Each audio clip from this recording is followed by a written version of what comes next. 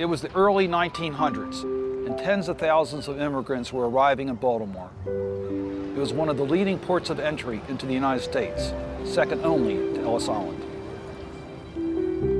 I'm Ben Cardin, and both my grandfathers arrived on steamships that anchored right over here in the Baltimore Harbor. They each came here alone, with their wives still back in Lithuania and Latvia. My grandfathers were determined to start a life in America. So after going through immigration on board their ships, they landed right over there on that dock, then boarded streetcars to find a job and a place to live in a world where they knew almost no one. It was some time later before each could afford to have their wives join them. The story of my grandparents is one that many Maryland families share, repeated for generations over the last century and a half. They stayed here in Baltimore. My father's parents had a soda water business, my mother's parents a small grocery store.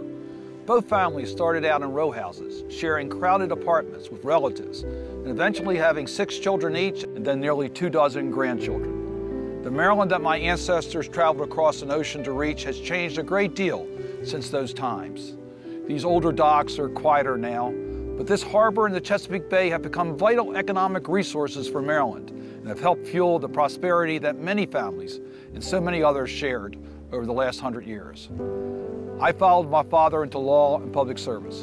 Others in my family started businesses or went into teaching and healthcare.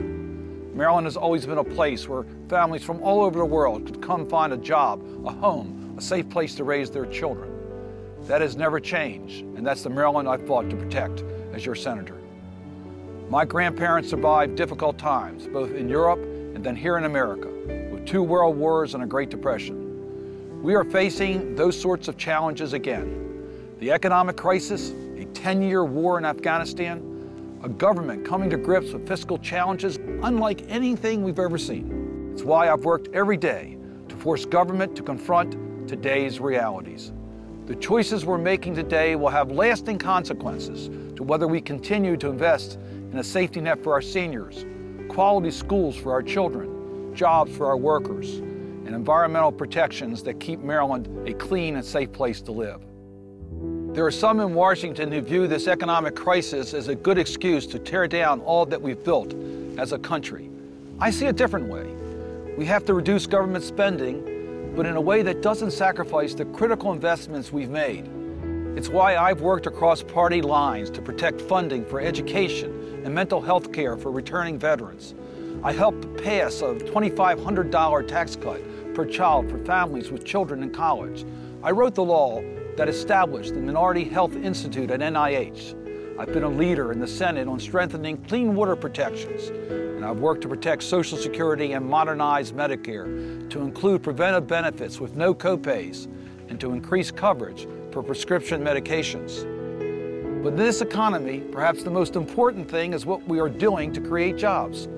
I've pushed for more tax cuts and loans for small businesses. I fought against unfair trade deals that kill American manufacturing. And I fought to eliminate corporate tax loopholes that end up shipping our jobs overseas. This harbor is an important symbol, not just of our past, but also our economic future. In the years ahead, we need to get back to shipping more products from this harbor than into this harbor. And that starts with finally addressing our trade imbalance and taking on countries like China that compete unfairly and undercut American workers. But at a time like this, we also have to make significant changes to how government works and how we pay for it, because the path we're on is unsustainable. First, we need to bring fairness to our tax system.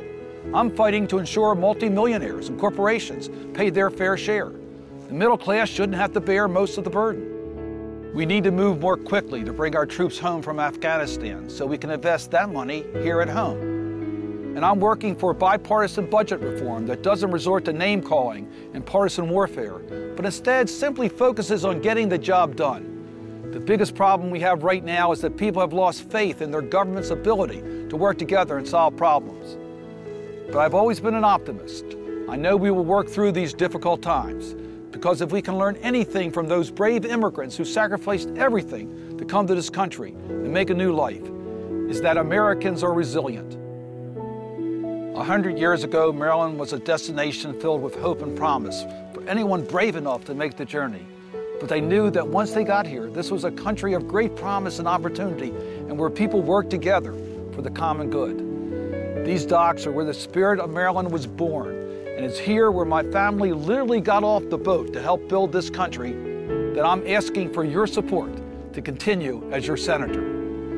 I learned hard work from my parents and grandparents, and how important it is to cherish our diversity, to give back to our community, and to always tell the truth. That's the kind of senator I've tried to be, and with your help, I can keep working to make Maryland a better place for all our families.